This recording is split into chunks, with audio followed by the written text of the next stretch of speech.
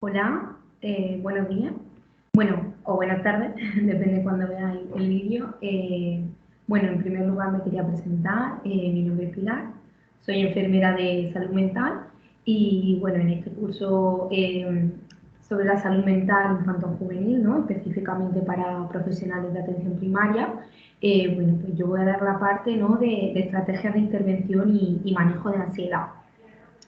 Y bueno, pues sobre todo me voy a enfocar más en los adolescentes, pues debido a que es uno de los problemas más prevalentes que tiene esta población, ¿vale? La preocupación en exceso que tienen los adolescentes. Bueno, los trastornos de ansiedad pues son los problemas más prevalentes de los adolescentes actualmente. En esto influyen varios factores, como es la gran velocidad de cambios que existe en esta etapa vital, que es la pubertad, la gran vulnerabilidad que tienen, ¿no? La relación entre salud y enfermedad. Y bueno, pues de aquí la importancia, ¿no? De hacer una detección precoz y un tratamiento adecuado, ¿no? Pues para evitar que de adultos persistan, ¿no? Estos problemas de ansiedad y que puedan, pues, desembocar en un trastorno de ansiedad. La ansiedad, pues en muchas ocasiones es normal o saludable, ¿no? Es necesaria, ¿no? Es una respuesta de reacción defensiva e instintiva, ¿no? Ante un peligro que al final ejerce una función protectora. Además, se especifica de algunos momentos concretos, ¿no? Del desarrollo, sobre todo del niño, los miedos evolutivos que pueden existir en la primera etapa infantil. Pero bueno, ¿qué pasa, no? ¿Cuándo ocurre el problema? Bueno, ocurre el problema un poco si estos miedos evolutivos no desaparecen, ¿no? En el curso normal que sería, ¿no? El problema también existe cuando hay una elevada intensidad, ¿no? Hay una angustia, hay un sufrimiento muy significativo y cuando interfieren en el funcionamiento cotidiano, ¿no? Es decir, hay una ansiedad y al niño o al adolescente no le permite realizar sus actividades diarias con normalidad esta ansiedad. Con respecto a la evolución de los miedos, eh, aquí vemos un poquito eh, cómo van evolucionando estos miedos, ¿no? Y cómo, digamos, van disminuyendo, ¿no? Vemos en la primera etapa de 0 a 2 años, sobre todo, ¿no? Pues la separación de los padres, uno de los miedos más frecuentes, ¿vale? Y vemos un poco cómo van disminuyendo a lo largo de que el niño va creciendo, ¿no? Y bueno, vemos que a partir de los 6 o 8 años, ¿no? La preocupación aumenta sobre todo en la escuela, ¿no? Pues sobre todo pues miedo a suspender exámenes, miedo también un poquito a las relaciones sociales ya en la última etapa de 13 a 18 años, ¿no? De cómo me puedo relacionar yo con el grupo, o si me dejan de lado, me marginan, ¿no? El acoso escolar. Y luego también temas relacionados con la muerte, ¿vale? Que suelen empezar eh, a los 6 o 8 años y hay veces que vemos que hay una preocupación excesiva, entonces a lo mejor se necesita pues un poquito intervenir y explicarle al niño, ¿no? Y todos estos temas si le preocupan. Pero normalmente, pues con la evolución en sí, estos miedos evolutivos van desapareciendo, ¿no? O aprenden estrategias de afrontamiento.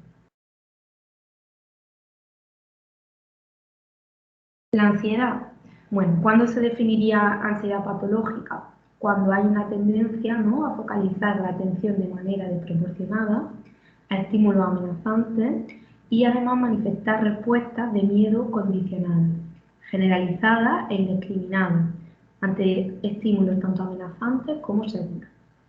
Esto sería la definición de ansiedad patológica. ¿Cuándo van a aparecer los trastornos de ansiedad como tal?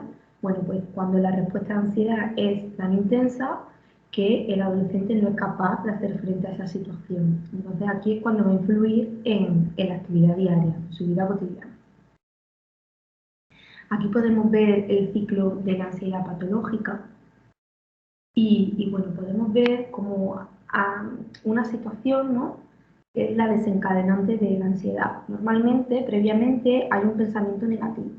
Es decir, por ejemplo, voy a suspender el examen, eso sería niveles de ansiedad, ¿no? Dentro de la normalidad o de una preocupación normal del adolescente, pero siempre hay previamente un pensamiento negativo. continuación pueden aparecer, ¿no?, las sensaciones físicas, ¿no?, que la interpretan con bastante sufrimiento, como muy desagradable y amenazante, ¿no? Bueno, pues taquicardia, opresión en el pecho, sensación de falta de aire, ¿no? No pueden respirar, hiperventilan. A continuación aparece la emoción, que sería la ansiedad, el miedo, la angustia, ¿no? Y ¿qué va a aparecer después? La conducta, ¿no? La conducta de evitación, ¿no? O hay una dificultad para resolver esa situación que le puede producir ansiedad. Por ejemplo, si hablamos de un adolescente que tiene miedo a suspender ese examen, pues lo que va a intentar es no ir a clase, ¿no?, o evitar hacer ese examen. Entonces ahí estaría la conducta de evitación.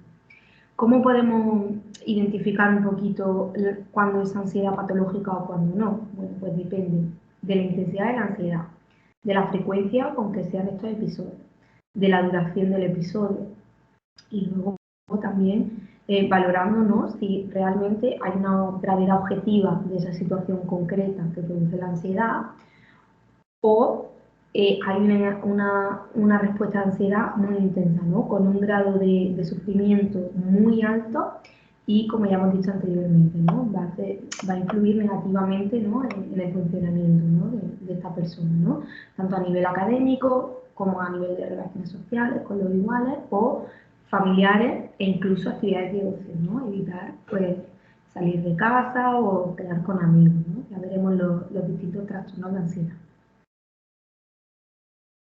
Con respecto a la prevalencia, el 32% de los adolescentes entre 13 y 18 años sufren algún problema de ansiedad y entre el 5 al 18% presentan algún trastorno como tal, ¿vale? La ansiedad es más frecuente en chicas, ¿vale? Por cada chico que tiene ansiedad hay 2 chicas que sufren el trastorno de ansiedad. Aquí podemos ver las prevalencias, ¿no?, del trastorno de ansiedad generalizada, el trastorno de pánico, agorafobia, el trastorno del estrés postraumático y bueno, cómo van aumentando, ¿no?, sobre todo la fobia social y con un 19,3% la fobia específica. ¿Qué va a pasar? Pues esto impacta negativamente, ¿no?, en la calidad de vida del adolescente, como ya hemos hablado. Va a producir una baja autoestima, una disminución del rendimiento académico, ¿no? Entonces, pues, la importancia, ¿no?, de conocer los síntomas y para detectar sobre todo señales de alarma y, bueno, pues, detectar de forma precoz. Para diferenciar un poquito, ¿no?, entre ansiedad y miedo, bueno, pues el miedo sería una respuesta fisiológica, ¿no?, de defensa ante potenciales peligros y asociado a un estímulo externo y además identificable, ¿no? El estímulo que nos amenaza lo podemos identificar y describir con palabras en el miedo. Es útil, ¿no? Ya sabemos que una emoción negativa y muchas veces no nos gusta, pero sí que es útil, ¿no? Es una respuesta adaptativa que ayuda a la lucha, ¿no?, en la conducta de huida cuando sentimos miedo y nos ha ayudado pues, durante toda la historia a la supervivencia. ¿Qué pasa con la ansiedad? Bueno, es una misma reacción, ¿no?, ante el miedo. En la ansiedad, por así decirlo, hay un miedo desproporcionado, ¿no?, pero sin que exista ese peligro real, ¿no? Y además hay una intensidad y una frecuencia, ¿no?, desproporcionada. Muchas veces la ansiedad actúa como anticipatoria, ¿no? Por eso es importante, ¿no?, explicar al adolescente cuando nos venga a consulta qué consiste la ansiedad y el ciclo que hemos visto anteriormente, ¿no? Siempre hay un pensamiento negativo que nos va a poner en alerta, ¿no? Entonces nos anticipamos muchas veces ante un peligro irreal o desproporcional. Es decir, que el adolescente puede pensar que, por ejemplo, una exposición en aula de un público, pues que se va a quedar en blanco, que los demás compañeros se van a reír, ¿no? Una situación como muy desproporcionada de decir, bueno, es que se van a reír de mí, me van a dejar de hablar, ¿no?, por quedarse en blanco ante una exposición oral, ¿no?, que posiblemente pues, los compañeros también tengan ese ese poquito de estrés, ¿no? Esa ansiedad que puede ser normal y, lo entiendan y lo comprenden perfectamente, ¿no? Pero es esa cadena de pensamientos, ¿no? Anticipada. Y bueno, cuando se trata de la ansiedad patológica, pues en este caso hay una conducta de evitación. El miedo es irracional, es decir, no existe una explicación lógica. Sobrepasa además al control voluntario, ¿no? de esa persona, no puedo, no puedo, no puedo, y de ahí no podemos sacarlo, ¿no? Y además produce un gran malestar y sufrimiento para la persona.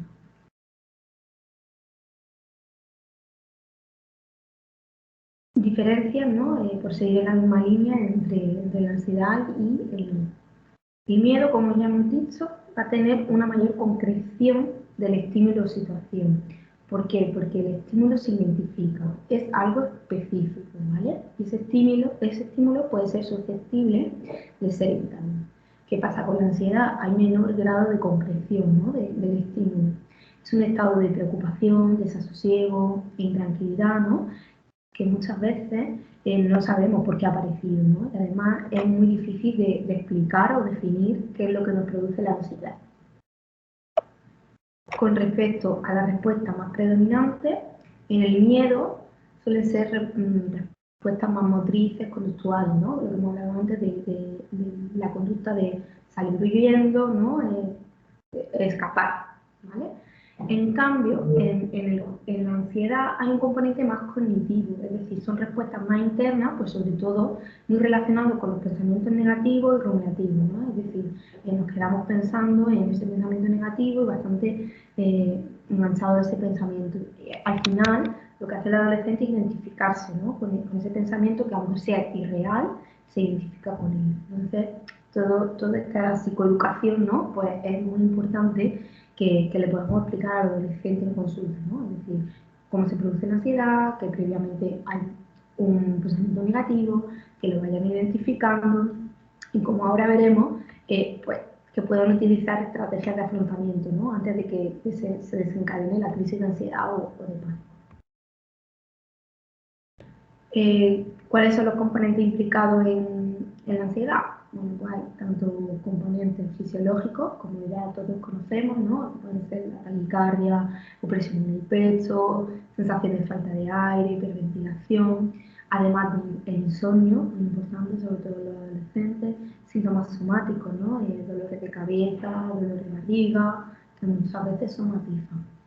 Componente cognitivo va a ir más orientado, ¿no? A dificultades tanto de atención como de concentración, pensamiento intrusivo, muy rumiativo, también anticipatorio ante un peligro irreal, estados de hiperalerta, preocupación excesiva y, bueno, dificultad también para tolerar la incertidumbre, ¿no? Un poquito de qué va a pasar, tienen bastante dificultad. A nivel del componente conductual, pues sobre todo, ¿no? Pues van a evitar esas situaciones y, bueno, también como veremos, ¿no? En el trastorno obsesivo compulsivo, pues sí que hay rituales, ¿no? de comprobaciones y de reaseguración. Bueno, explicar un poquito, ¿no? que la ansiedad es una emoción normal y saludable, ¿no? Que al final nos va a proteger ante un peligro real, ¿no? Pero bueno, el problema viene pues, cuando se aumenta, ¿no? Tanto las respuestas de ansiedad son más elevadas,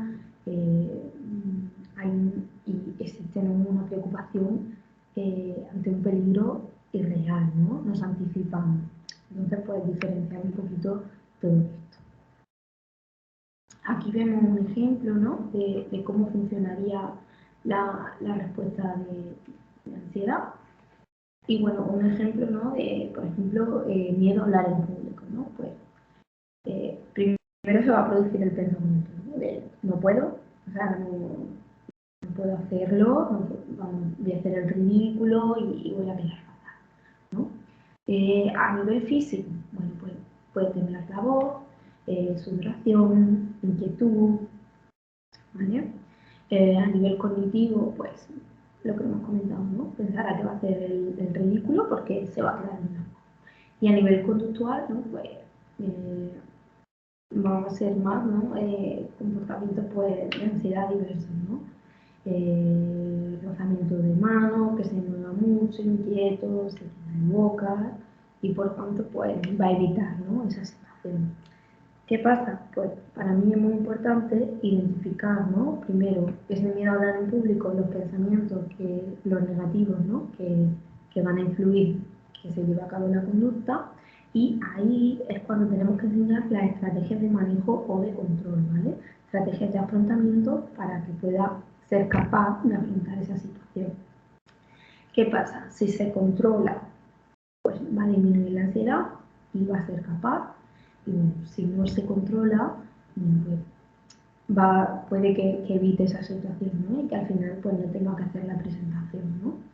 O si la ha hecho, pues que no le haya salido bien, que haya estado entrecortado, la voz temblorosa, haya tenido que parar varias veces para tomar aire, respirar.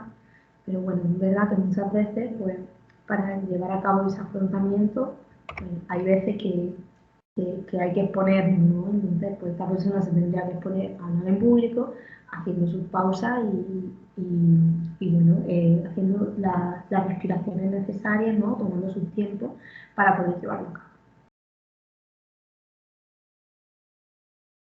¿Cómo se manifiesta, no?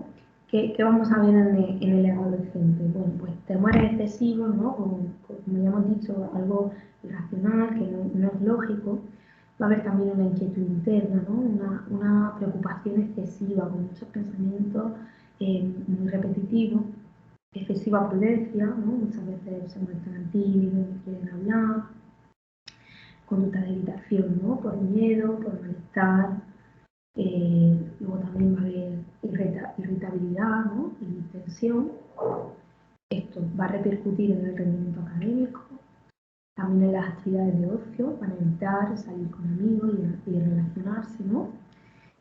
Y también se ve como un matiz, ¿no? De elevada conformidad, es decir, como un deseo, ¿no? De agradar a los demás, ¿no? Todo relacionado con este miedo de, bueno, me pueden excluir, me puedo quedar sin amigos, no me aceptan en el grupo de iguales, ¿no? Pues entonces, como un deseo, ¿no? De agradar a los demás.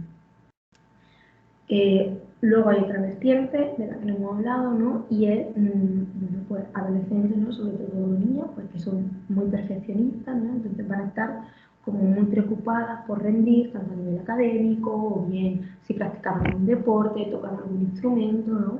Pues están como muy centradas en eso, ¿no? En ser perfectas y en tener un alto rendimiento tanto a nivel académico como puede ser a nivel de actividades deportivas o bien de tocar el instrumento, ¿no? Son los casos más frecuentes. Y luego, por último, puede haber una inseguridad, ¿no? En el propio adolescente. Como ya hemos dicho, va a influir, ¿no? Pues en que tengan una baja autoestima. ¿Cómo se detecta? Eh, bueno, uno de los rasgos más característicos, ¿no? Sería la evitación, ¿no? A nivel conductual, que lleven acciones, ¿no? Entonces, posiblemente, pues, ante hablar en público, pues, haya un ataque de pánico, una crisis de ansiedad en la que se quedan bloqueados y no pueden llegar a hacerlo, ¿no? O, por ejemplo, también el trastorno de agorafobia. A nivel de pensamiento, ¿no? Más a nivel cognitivo, pues, ¿cómo se va a detectar? Una intolerancia a la incertidumbre, ¿no? Son incapaces de no anticiparse, digamos, ¿no? Es como todo el tiempo anticipándose a esa amenaza o a pensamientos, ¿no? Catastróficos, ¿no? De que todo va a salir muy mal. Y bueno, las diferencias básicas pues van a ser el contenido de los pensamientos negativos, ¿no? Qué tipo de pensamiento es, y bueno, también el estímulo percibido como amenazante, ¿no? Que sí puede ser un estímulo más real, como que sea algo de verdad amenazante, o algo más ilógico y real, ¿no? Que tendería más pues, a una reacción excesiva de ansiedad. Y bueno, aquí podemos ver los principales trastornos de ansiedad. Y bueno, podemos ver el trastorno de ansiedad por separación, el mutismo selectivo, ¿no? La fobia específica ante algún animal, algún entorno natural, ¿no?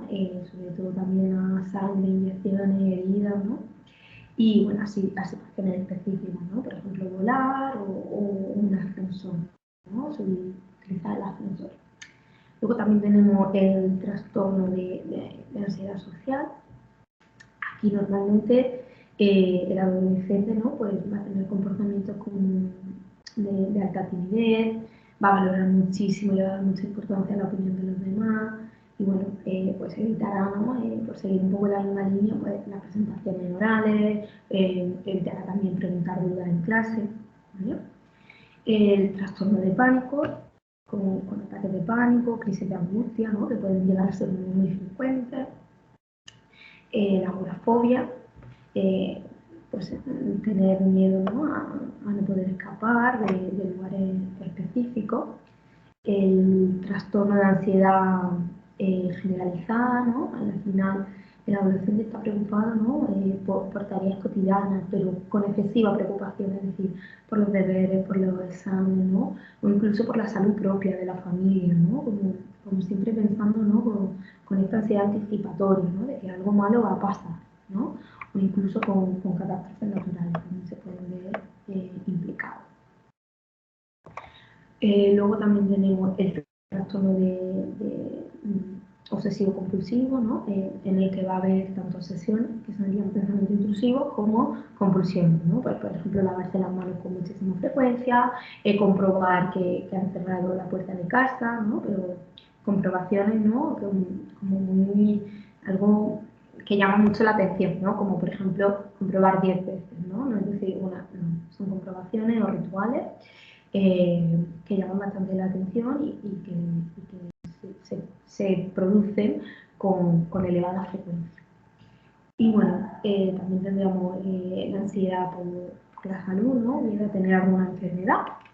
Y por último, el trastorno de estrés postraumático, ¿no? Bueno, pues aquí vamos a poder identificar, ¿no? A través de ese evento traumático que muchas veces cuando vienen esos pensamientos los reviven.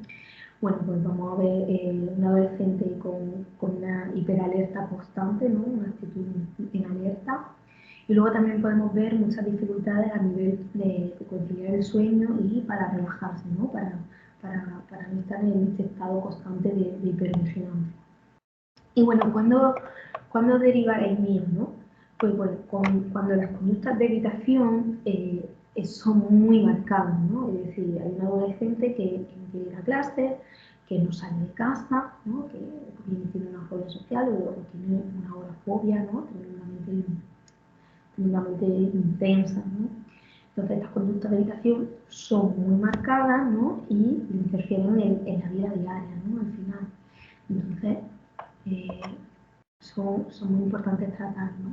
También hablamos del trastorno de ansiedad generalizada, ¿no? Cuando hay un adolescente en el que los episodios de ansiedad son muy frecuentes y lo que hemos dicho anteriormente, ¿no? Valorar e individualizar los pensamientos negativos que tienen, ¿no? Está muy bien pues, hacer una entrevista, ¿no? Y ver un poco pues, esos pensamientos negativos, esos pensamientos intrusivos, hasta dónde llegan, ¿no? Pues para hacer diferenciaciones. Es importante también. Y luego, importante también, ¿no? Porque nos encontramos con muchos casos de adolescentes que no quieren salir de casa, que no quieren ir al instituto, ¿no? Pero yo siempre digo que hay que contextualizar, ¿no? Porque es decir, no es lo mismo que exista, ¿no? En el adolescente, como ya sabemos, esta etapa, ¿no? Pues un pasatiempo, ¿no? Grande, porque le da igual los estudios, le da igual ir al instituto, le da igual sus padres y no quiere salir de casa, pero porque está la adolescente encerrada en casa y está con redes sociales, con pantalla, ordenador, jugando, ¿no? A nivel social, los juegos estos que hay a nivel social con otras personas, a nivel de online, y el adolescente está súper bien. Entonces, aquí en estos casos, pues es importante, ¿no? Contextualizar, individualizar y luego también, ¿no? Pues a nivel de recursos sociales y todo esto, ¿no? Pues ver un poco las habilidades parentales que hay en esas familias, ¿no? Pues sobre todo para el límite de uso de la pantalla y de las nuevas tecnologías, ¿no? Súper importante, ¿no? La higiene del sueño, ya sabemos que muchos adolescentes se tiran hasta las 3 o las 4 de la mañana con pantalla o viendo series, ¿no? Entonces aquí es muy importante, ¿no? Pues trabajar con las familias. Entonces yo siempre digo que hay que diferenciar, ¿no? No es lo mismo una ansiedad social o una agorafobia como tal, un diagnóstico como tal, o que un niño esté en su cuarto pero que esté bien, es decir, que esté bien por ya bien, ¿no? Por las nuevas tecnologías. Entonces aquí este caso sería más de recursos a nivel social y habría que incidir sobre todo, ¿no?, en las habilidades parentales para manejo sobre todo de limitación de nuevas tecnologías y luego también estructuración de hábitos y rutinas, ¿no? Es decir, la higiene del sueño y luego pues también alimentación equilibrada, que realice actividad física, ¿no? Esto sería más al final una vida equilibrada y activa. Bueno, con respecto a ansiedad y salud, ¿no? Hay una relación bidireccional, ¿no? Porque tanto la ansiedad puede desencadenar y agravar enfermedades, ¿no?, como tener una enfermedad física también nos puede agravar la ansiedad previa, ¿no?, que podamos tener. Pero sí que es verdad que se ha demostrado, ¿no?, que la ansiedad puede influir, ¿no?, en enfermedades inflamatorias como intestinales, ¿no?, como puede ser la colitis ulcerosa y la enfermedad de Crohn, además de otras enfermedades crónicas, ¿no?, sobre todo más enfocada a dolor crónico, ¿no?, fibromialgia o otras. Y bueno, ¿qué pasa, no? Porque al final el organismo, ¿no?, ante una respuesta, ¿no?, y una sobredemanda, ¿no?, porque claro, esta ansiedad nos pone en hiperalerta, ¿no?, del organismo también, pues entonces se prepara para situaciones de emergencia. Entonces, si el estrés se mantiene mucho tiempo, ¿no?, pues al final el organismo puede acabar pues sufriendo un agotamiento, ¿no? Entonces, el estrés se caracteriza por realizar unos cambios a nivel psicofisiológico, ¿no? Y entonces pues, se pueden paralizar algunos de estos sistemas, ¿no?, que no son imprescindibles, como pueden ser los procesos digestivos o el sistema inmunitario. Al final, ¿no?, pues toda la energía en ese estado de hipervigilancia o hiperalerta pues se van a concretar, ¿no?, o a estar disponibles los sistemas decisivos para hacer frente a la amenaza. Aquí podemos ver, ¿no?, las fases del síndrome general de adaptación, ¿no? Y bueno, que al final, pues, esta situación de ansiedad o de estrés crónico que mantiene a la persona en una alerta permanente, ¿no?, en su organismo, pues va a afectar al sistema inmunológico. ¿Qué va a pasar? Bueno, pues disminuye la resistencia del individuo y pues, pueden surgir, ¿no?, ciertas enfermedades. Podemos ver, ¿no?, la fase de reacción de alarma, que se hace frente a la amenaza, la fase de resistencia, ¿no?, que decimos un poquito que sería la ansiedad o el estrés ya empezando, ¿no?, o llegando a ser mantenido en el tiempo. Que el organismo hay un primer momento en el que se adapta, ¿no?, y mantiene esta sobreactivación, es capaz, ¿no?, de mantenerlo, pero al final llega la fase de agotamiento, ¿no?, en la que al final nos quedamos sin recursos y aquí es cuando se van a dar las consecuencias psicosomáticas. A nivel de factores de riesgo para que la adolescente, ¿no?, desarrolle un trastorno de ansiedad, bueno, pues si en la familia, ¿no?, sobre todo los padres, hay antecedentes, ¿no?, de ansiedad, pues esto va a ser un factor de riesgo, ¿no? Sobre todo también excesivo nivel de control, ¿no? Padres que están muy encima de sus hijos, además como muy controladores, ¿no? No dejan un poquito la autonomía normal del adolescente y también la sobreprotección. La sobreprotección, ¿no? El estar, estos niños que están muy protegidos también puede ser un factor de riesgo. El temperamento de la infancia también va a influir, ¿no? Más si hay una inhibición conductual del niño, ¿no?, en el que el niño pues, no se siente a gusto, ¿no?, pues, cuando está con otro adulto para intervenir en conversaciones o no se relaciona a nivel social, ¿no? Está como más inhibido a nivel conductual. Esto también puede ser un factor de riesgo. Y luego la sensibilidad a la ansiedad, ¿no?, que le afecte muchísimo, o sobre todo los temas, ¿no?, los temas de salud o de del rendimiento académico, ¿no? Que estén con una preocupación excesiva y sean más sensibles, ¿no? a este tipo de pensamientos que les van a producir ansiedad. A nivel de factores sociodemográficos, el sexo femenino, ¿vale? La chica es más frecuente, la ansiedad, y bueno, uno de los factores de riesgo pues es la pubertad, ¿no? La edad, la edad en la que hay más trastorno de ansiedad es a los 11 años. Entonces pues también podemos estar atentos, ¿no? Sobre todo pues, en las revisiones del niño sano, pues yo sí que vería conveniente, ¿no? Pues hacer una pequeña pregunta pues, para ver un poco, ¿no? Cómo va el rendimiento académico, si le da mucha preocupación o no. Supongo que ya lo haréis, pero bueno, por incluir un poquito, ¿no? En los cribados, pues la salud mental, que de eso se trata un poco la formación. Y bueno, a nivel de factores desencadenantes ambientales, bueno, pues algún acontecimiento vital que puede afectar muchísimo a la adolescencia, ¿no? Como puede ser por la separación de los padres, un cambio, ¿no? A nivel de domicilio, mudanza, cambio a nivel escolar, y luego un factor muy importante que se da en el cole, ¿no? Pues puede ser el acoso escolar, ¿vale? Que la relación con sus iguales o con compañeros de clase no esté bien, o no perciba, ¿no? Que tiene amigos en clase, y esto también le afecta bastante y hay un malestar y un sufrimiento mental. A nivel de factores psicológicos, pues a nivel cognitivo, ¿no? Lo que hemos hablado, pensamiento negativo, intrusivo, catastrofistas, ¿no? Amenazas del entorno, que ellos vean amenazas, ¿no? Que, como ya hemos dicho, es un pensamiento ilógico y real, pero ellos lo sienten o lo viven como una amenaza y con mucho sufrimiento.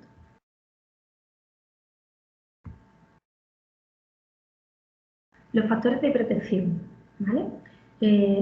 Los factores de protección vamos a dividirlos entre los individuales, los familiares y el entorno. Dentro de los individuales nos encontramos que el adolescente cuente ya con su propia estrategia de afrontamiento, que esto va a depender muchísimo, ¿no? de las habilidades con las que cuente. Además, que tenga capacidad de flexibilidad y capacidad de adaptación, ¿vale? Que no sea una persona muy cerrada, con pensamientos muy rígidos, ¿vale? Ausencia de dificultades del sueño, esto es muy importante, ya hemos hablado del insomnio, ¿no? Habilidades además para resolver conflictos, ¿no? Problemas que se puedan dar bien en contexto educativo familiar. Y luego, pues, habilidades para gestionar el estrés, ¿no? Y además de autoeficacia. A nivel familiar, yo siempre digo que la familia es súper importante porque al final el entorno familiar, ¿no? en el que está el adolescente es muy importante. Entonces, el estilo de comunicación que tengan los padres con sus hijos, ¿no? Es decir, que sea un estilo de comunicación positivo, ¿no? Evitar, pues, estilo de comunicación negativo, que sea muy punitivo, ¿no? Con castigos. Siempre hay que poner límites y hay que educar, ¿no? Pero es verdad que utilizando una comunicación positiva. Que haya una cohesión, ¿no? De la unidad familiar, que se mantenga unida, ¿no? Un vínculo seguro, esto también vemos que es muy importante, ¿no? Desde el nacimiento, ¿no? Que se dé ese vínculo y que esa vinculación sea buena, ¿no? Como ya hemos dicho, la educación positiva y luego también el apoyo familiar, ¿no? Que el adolescente cuente con la disponibilidad de sus padres, ¿no? Muchas veces los adolescentes tienen miedo a expresar lo que sienten, sus emociones, esos pensamientos negativos, ¿no? Por miedo o bien vergüenza. Entonces, es importante, ¿no? Pues que los padres tengan confianza con sus hijos y le muestren esa disponibilidad, ¿no? Si existe un malestar, si hay algo que te preocupa, pues siempre me lo puedes contar, ¿no? Porque muchas veces hay mucho miedo. Hay miedo también porque igual el adolescente tiene un pensamiento negativo que al final es irreal, es ilógico, y quizá el padre pues, pueda reaccionar de manera no adecuada diciéndole, pero ¿cómo puedes pensar eso si tú lo tienes todo en la vida? No sé qué te pasa, si yo te doy todo, si en el colegio vas bien, si tienes un iPhone, ¿no? ¿Por qué estás así? ¿Por qué estás preocupado? ¿Por qué estás mal? ¿Por qué estás triste? ¿No? El por qué, el por qué. Bueno, esto también es importante, ¿no? Decirle a la familia que no juzgue tanto estos pensamientos o lo que verbaliza el adolescente, ¿no? Y que se centre un poquito más, ¿no? En validar esa emoción y, pues eso, mostrarle disponibilidad y que si necesitan buscar ayuda, pues que le van a ayudar, ¿no? Y luego el entorno, ¿no? Pues sobre todo en el entorno educativo, ¿no? Y a nivel de relaciones sociales, ¿no? Entre igual. que sientan, que perciban, ¿no? Que tienen apoyo social de sus iguales. La prevención, ¿no? Lo que hemos hablado un poquito, ¿no? La prevención sobre todo a nivel de educación familiar. Pues a nivel de expresión de emociones, ¿no? Y del vínculo seguro. Pues evitar, ¿no? Lo típico que se dice cuando una persona está triste: no llores, no te enfades, que no es para tanto, no hay que tener miedo por esto. Bueno, pues al final es verdad que los adolescentes tienen problemas que nosotros vemos como muy banales, ¿no? Pero para ellos ese es su problema. Entonces, si le decimos que no es un problema, o que no lo entendemos, o que no es para tanto, estamos banalizando. Eso al final lo que nos va a hacer es alejarnos de la adolescencia, ¿no? Pues entonces, es una conducta, ¿no?, totalmente distinta, ¿no? Sino validar ese momento, entiendo lo que te está pasando, a mí nunca me ha pasado, pero bueno, vamos a buscar ayuda, yo te acompaño en esta situación, vemos cómo lo podemos solucionar, ¿no? Sobre todo que el adolescente se sienta que está acompañado. Bueno, proporcionar autonomía, ¿no? Lo que hablamos del excesivo control o la sobreprotección. Pues proporcionar autonomía, ¿no?, desde la seguridad que tiene de las figuras de vinculación, ¿no?, o de soporte que son sus padres, ¿no? Entonces, pues evitar sobre todo pues, las conductas de sobreprotección. Como ya digo, siempre poniendo los límites, ¿no? Demostración clara de afecto, ¿no?, y aceptación incondicional, de que van a estar ahí si hay un problema. Mostrar disponibilidad, ¿no?, una escucha activa, empatía, evitar juzgar o criticar los pensamientos que puede tener el adolescente, equilibrio entre las demandas y exigencias, ¿no?, tanto del entorno como propias, ¿no? Bueno, pues ayudar un poquito a la gestión del tiempo, ¿no? Si vemos que no se organizan bien, ¿no?, tanto del estudio, que haya tiempo para el descanso, para la relajación, ¿no?, para actividades que a ellos les gustan, ¿no?, que les proporcionan bienestar, actividades de ocio. Es muy importante, por ejemplo, se me vino un caso, ¿no?, de una niña que practicaba gimnasia rítmica y practicaba 4 veces a la semana. Y esta niña, en alto perfeccionismo, ¿no?, un rendimiento académico muy bueno, y llegó un momento pues, que la niña tenía un malestar, ¿no?, y era una ansiedad. Entonces, al final, ¿no?, pues se pactó un poco con los padres que bajaran un poquito también el nivel de exigencia, ¿no?, porque la niña decía como que no quería defraudar a sus padres, ¿no?, y que no quería bajar el rendimiento académico ni quería dejar la gimnasia rítmica, ¿no? Entonces era también unos niveles de autoexigencia propios de la niña bastante altos. Entonces se llegó a un acuerdo, ¿no?, pues reducir las horas de gimnasia rítmica. Incluso la niña pues pensó, ¿no?, en buscar otra actividad física que no fuera tan exigente, ¿no?, y que a ella no le produciera tanta ansiedad.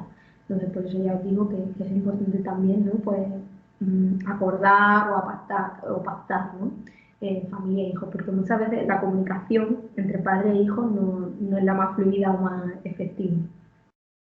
Y luego, pues, la validación emocional, ¿no? Entiendo que te puedas sentir así, que pienses eso. A mí nunca me ha pasado, pero bueno, yo te puedo ayudar o te puedo acompañar o buscamos ayuda.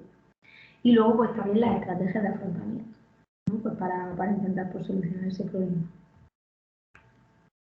Bueno, ¿cómo vamos a detectarlo, no? Pues hay que tener una conducta de observación, ¿no? Y lo más frecuente en el adolescente es que haya cambios de humor, ¿vale? Que se incremente la irritabilidad.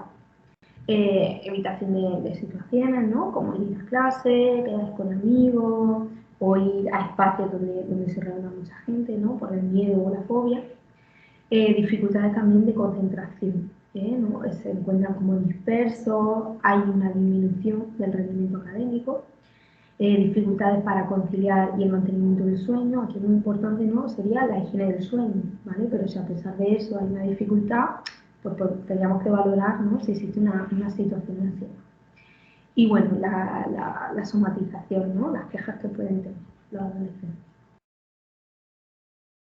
Y bueno, ahora vamos a llegar a la segunda parte, ¿no?, que serían las estrategias de manejo de ansiedad. Voy a beber un poquito de agua.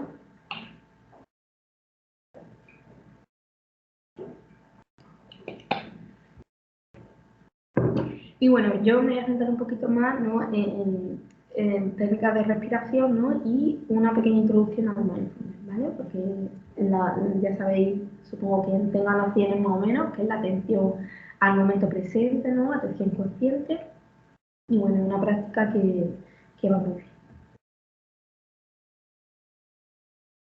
Bueno, ante el manejo de la ansiedad, ¿no? Al final lo que se nos puede presentar, ¿no? Pues es una crisis de ansiedad, ¿no? El trastorno de pánico o la crisis de angustia, ¿no?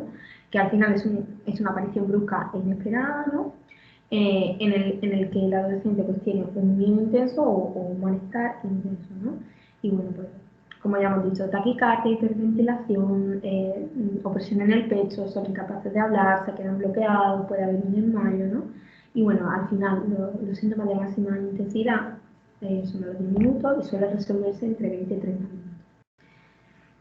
Ante pacientes con crisis de ansiedad, pues lo más importante al final es la psicoeducación, es decir, la crisis de ansiedad actúa como una curva, ¿no? En el que primero aparece el pensamiento negativo, va aumentando la ansiedad, ¿vale? Hasta tocar techo, ¿no? Que sería el máximo de ansiedad.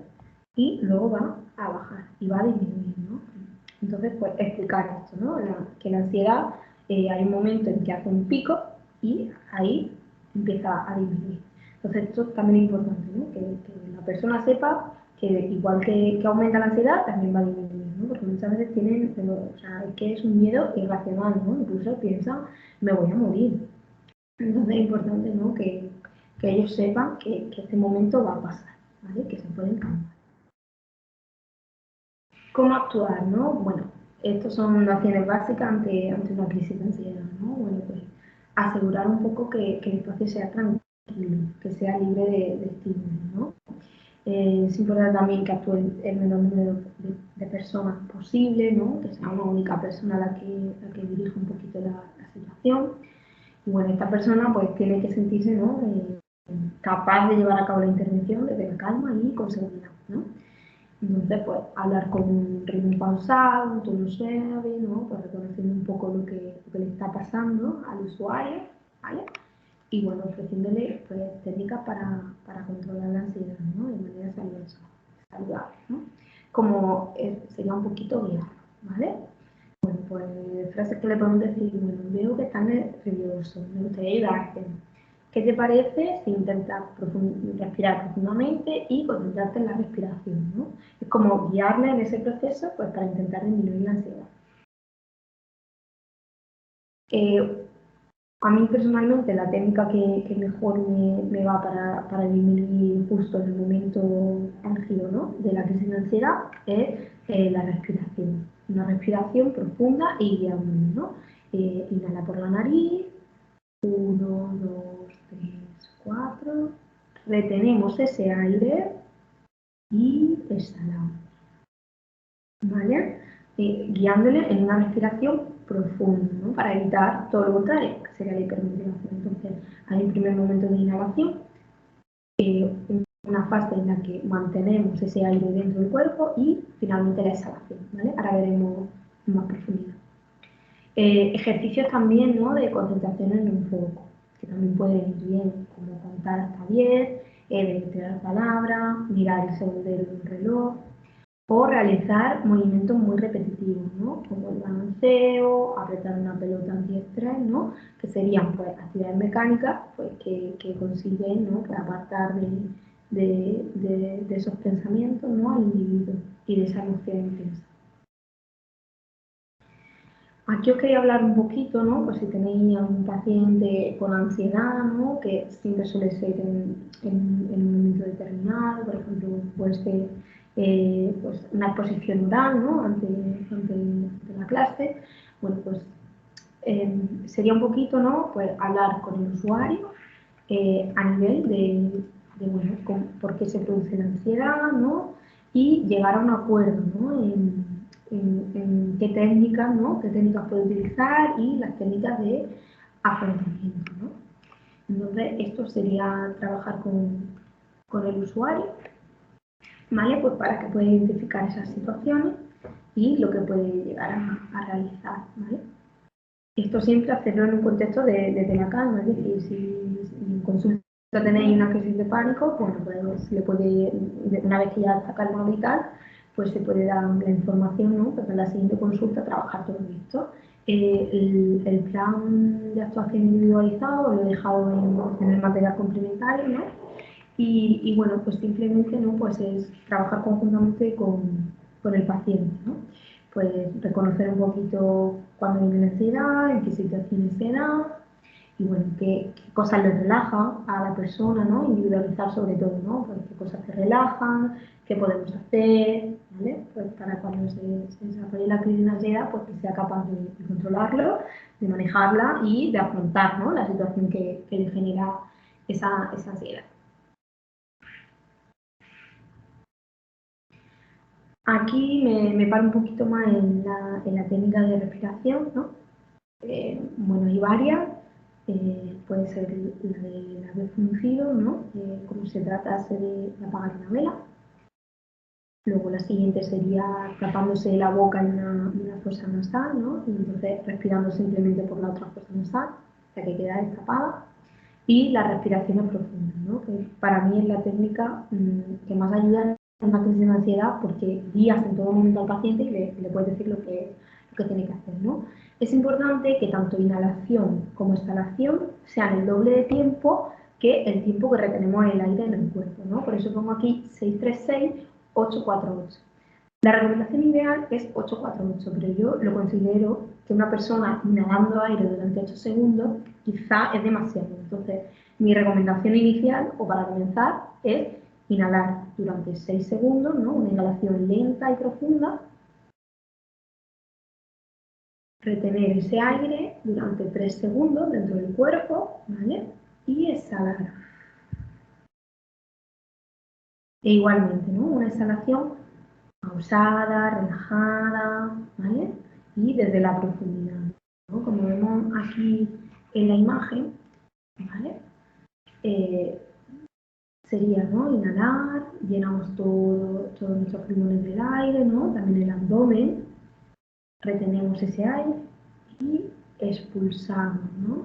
Desinflamos el abdomen primeramente, luego se suelta toda la tensión que hay aquí en la zona del pecho, hombros, y exhalamos por la boca lento y profundo, ¿vale? Intentar inhalar siempre por la nariz y exhalar por la boca. Esta sería la 1 y entonces esto se puede trabajar, es decir, esto hay que trabajarlo en un momento de calma, pero para después que le pueda servir a esa persona para cuando tenga la crisis. Y esto al final necesita práctica, es decir, para que funcione realmente, ¿no? Pues necesita que sea practicado cada día. Otras técnicas de relajación, ¿no? Pues tenemos la relajación autógena, ¿no? Que va relacionada a nivel de pensamiento y a nivel muscular, ¿no? Se trata un poquito de relajar tanto cuerpo como la mente. Y esta consta de 6 ejercicios y, bueno, en 6 zonas corporales distintas, ¿no? Y bueno, al final se guía, ¿no? Pues para que la persona pueda percibir pues, sensaciones de peso, calor y tomar conciencia de los distintos grupos musculares, ¿no? Y bueno, pues esto también se nota muchísimo, ¿no? Pues, a nivel del ritmo cardíaco y respiratorio, ¿no? Cómo va disminuyendo la persona para entrar en un estado de relajación. Entonces, pues se trata, ¿no? de concentrarse en esos grupos musculares, ¿no? A través de sensaciones, ¿no? Como el peso y el calor, ¿no? Y induciendo un poquito en esa relajación profunda, ¿vale?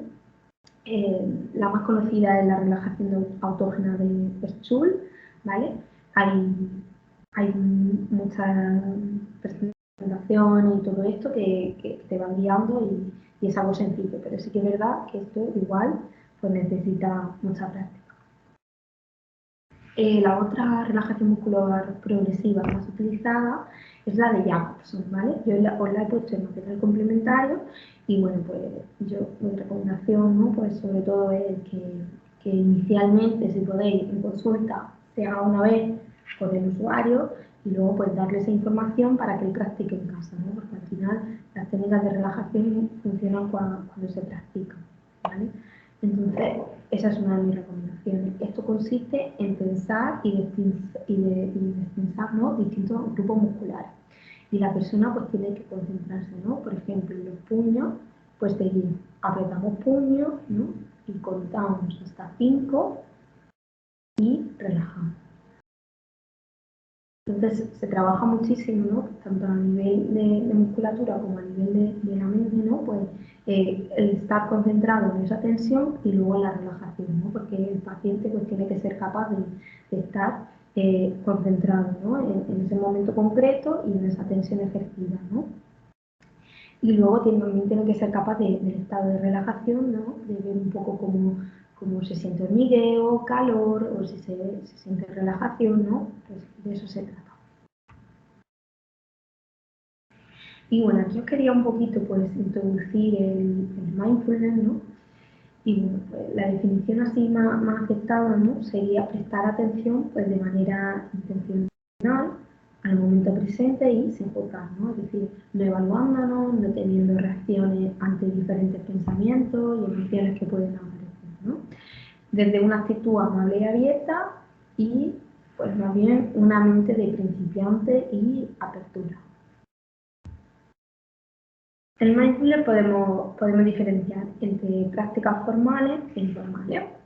En las prácticas formales, normalmente la focalización de la atención, ¿no? Pues es a un tipo de anclaje específico, ¿no? Tanto puede ser interno como externo. Entonces tenemos la atención a la respiración, ¿no? Que sería más interna.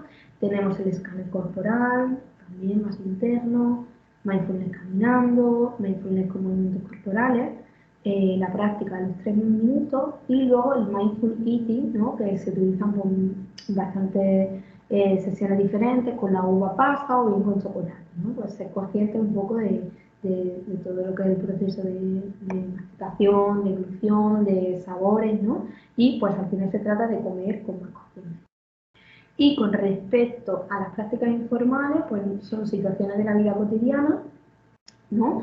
En las que pues ponemos, ¿no? Como el foco de atención y un foco concreto, ¿no? de atención en estas prácticas, ¿no? Que sería como lavarse los dientes, ducharse, ponerse los zapatos, ¿no?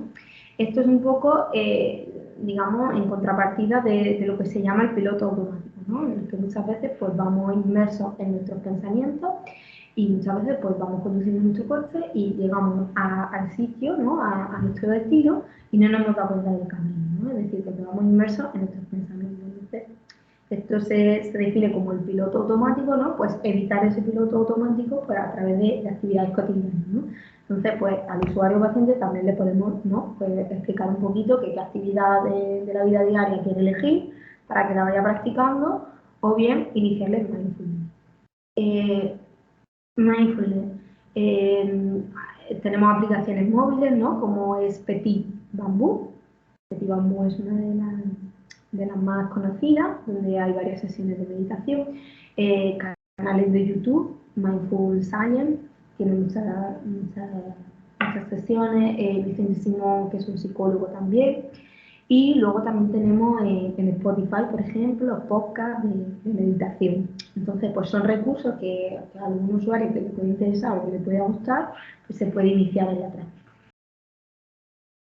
¿Qué recomendaciones? ¿No? Pues al final, si vamos a hacer esta práctica, ¿no? Pues se recomienda hacerla cada día, eso sí, importante, y bueno, elegir un lugar tranquilo, evitar que existan ruidos, ¿no? Pues para poder concentrarnos mejor, temperatura adecuada, que la iluminación no sea excesiva y bueno, pues se recomienda siempre en el mismo sitio, ¿vale? Pues para al final conseguir que sea un hábito, una rutina. ¿Cuándo lo vamos a hacer? Pues también se recomienda un poquito, ¿no? La estructuración del tiempo.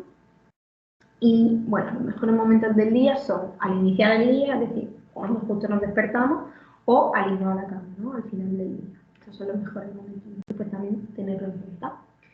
Y bueno, ¿cuánto tiempo? Pues es mejor iniciar por poquito tiempo, ¿no? Entonces, puedes iniciar con 5 minutos, porque al principio cuesta un poco, ¿no? Concentrarse, mantener la atención, ¿no? Porque muchas veces nos van a venir pensamientos, ¿no? Entonces cuesta bastante mantener la atención, ¿no? En esa meditación diaria. Y luego podemos ir aumentando el tiempo. Y bueno, como ya he dicho anteriormente, la regularidad y el practicar cada día es una de las claves. Y bueno, también puede ser beneficioso, ¿no? Pues utilizar un reloj como alarma, ¿no? Pues, en el que nos planteamos pues 5 minutos, 10. Entonces, si ponemos esa alarma no estamos pendientes del tiempo, ¿no? Porque hay que evitar eso, ¿no? Estar pendiente de otras cosas y mantener la atención. Y bueno, yo quería explicar un poquito la práctica de los 3 minutos, ¿vale? Y bueno, si queréis, os animo a hacer la práctica, ¿vale? Conmigo, entonces, pues vamos a llevar a cabo una pequeña meditación, ¿vale? Que sería la práctica de los 3 minutos, ¿no? Es una de las prácticas formales más breves y más sencillas y, bueno, consiste en 3 pasos, ¿de acuerdo? Vamos a comenzar por colocarnos bien en la silla donde estamos, ¿de acuerdo? Las piernas tienen que estar descruzadas, ambas plantas de los pies tocan el suelo y nos ponemos cómodos, ¿de acuerdo? La espalda está recta, ¿vale? El cuello, la cabeza, imaginamos que tenemos un hilo, ¿no? que tira de nuestra columna vertebral para que esté recta. Y lo más importante es que estemos cómodos, ¿vale? Para no, o sea, que recolocar los pies. Y bueno, vamos a cerrar los ojos y vamos siendo conscientes del lugar donde estamos, la sala, la habitación, y nos vamos haciendo conscientes del lugar que ocupamos, la postura del cuerpo,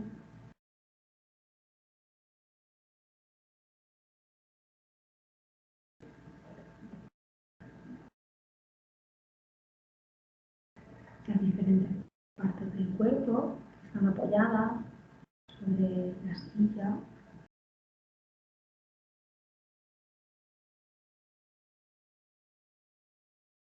la presión que ejercen otras puntas de los pies sobre el suelo.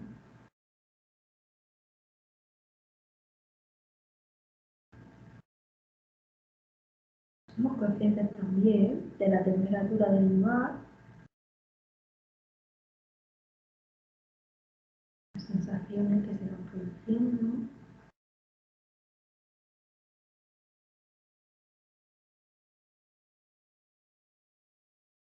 y de los sonidos. Somos conscientes también de los sonidos que escuchamos.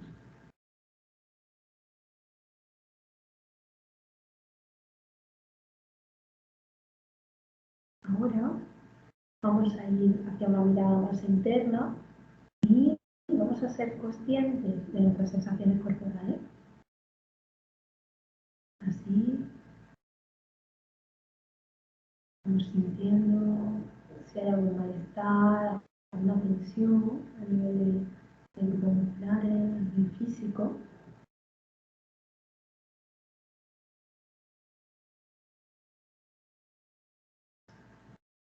No pasa nada si viene algún pensamiento, simplemente lo dejamos pasar, lo reconocemos, sabemos que está ahí y volvemos a la práctica, volvemos al foco de atención. Ahora nos vamos a concentrar en nuestra respiración. No la modifiques, sino simplemente observa cómo respiras.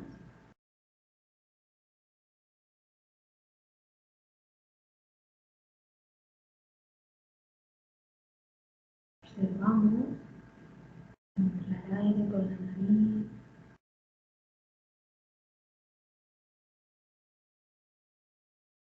llega a nuestros pulmones, abdomen,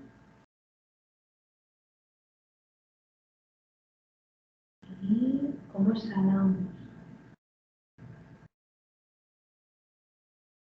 cómo se expulsa el aire por la boca.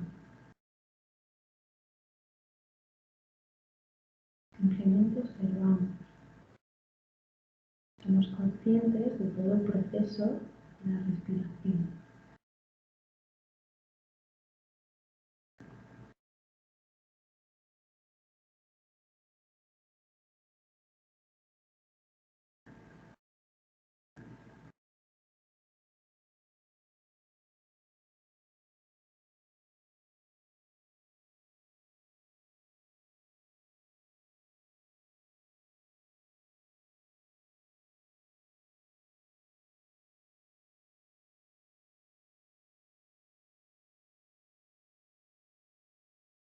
Vamos a poner un foco nuestras sensaciones corporales. ¿Hay alguna tensión, malestar, dolor en alguna parte de nuestro cuerpo? Esas manifestaciones físicas que nos producen malestar.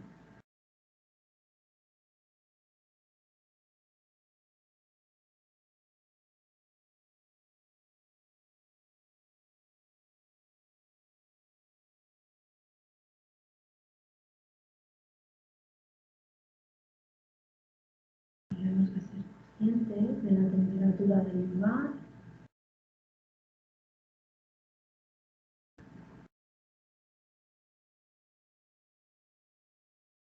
y de los sonidos de la sala donde me encuentro.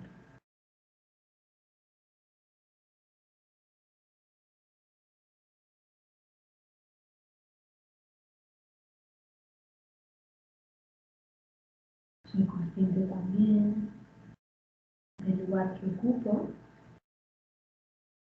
de mi postura corporal y del espacio donde me encuentro.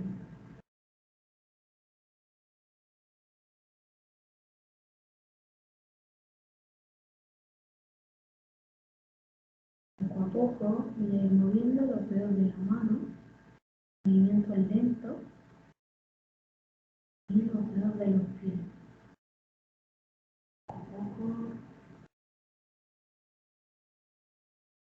voy haciendo un movimiento, todos los unos hacia atrás, o incluso puedo estirar un poquito y cuando esté preparada, abro mis ojos. Bueno, espero que os haya gustado. Esto es una breve práctica de mindfulness, ¿no? Y bueno, se trata un poquito de ir un poco de atención más abierto hacia un poco de atención pues, más específica, ¿no? Y el anclaje a la respiración, ¿no? Ser conscientes de la respiración. Y bueno, esto es una pequeña práctica, ¿no? Y un ejemplo por si os sirve de ayuda. Y bueno, para hablar un poquito, ¿no? de otras herramientas de manejo de ansiedad que nos pueden servir y ser útiles, ¿no? Como ya hemos hablado anteriormente, la gestión del tiempo, la planificación de tareas, ¿no? Muchas veces los padres van un poco perdidos, entonces, ¿no? Como darle ideas sobre cómo pueden gestionar, ¿no? Incluir en la rutina diaria actividades agradables, placenteras, ¿no? Que les gusten, ¿no? Pero todo esto desde el plan de actuación individualizado, ¿no? Pensando en el usuario. Bueno, pues le gusta leer, escuchar música, hacer actividad física, ¿no? Pensamientos positivos, ¿no? La importancia de la comunicación interna que nosotros mismos tenemos y de los pensamientos y las cosas que nos decimos, ¿no? Pues que sea positivo. Reconocer pensamientos preocupantes, ¿no? De todo, nada, siempre, nunca, ¿no? Y que lo sustituyan por algo, algunas veces, ¿no? O, por ejemplo, el famoso, es que tengo que, debo, tal, ¿no? No, pues lo podemos sustituir por quiero, ¿no? Tengo que trabajar, no, quiero trabajar, ¿no? Pues es un ejemplo. Técnicas de resolución de problemas, ¿no? Cuando tengan un problema, pues cómo afrontarlo, ¿no? Que se planteen, ¿no? Que sean críticos, además. Búsqueda de apoyo social y familiar, ¿no? Lo que hemos dicho anteriormente, ¿no? Que sepan mostrar disponibilidad y que sepan que pueden pedir ayuda. Muy importante, ¿no? Pues la alimentación saludable, la dieta equilibrada, ¿no? Evitar cafeína, teína, alcohol, ¿no? Que van a influir pues, a niveles de ansiedad más altos, ¿no? O también incluso a nivel de pensamiento negativo o intrusivo. Y importante también la higiene del sueño y el descanso, ¿no? Esto como así un pequeño resumen, ¿no? de lo que podríamos hacer. Y bueno, aquí finalizo mi sesión, espero que te haya gustado y nada, como nos veremos en el taller práctico a través de Teams, pues si tenéis alguna duda, pues podéis aprovechar ahí para preguntar, ¿no? Y nada, y bueno, esta es mi información de contacto, ¿vale? Este es el mail de Coreduca Salud Mental, que es donde yo trabajo. Y nada, encantada y espero que os haya gustado.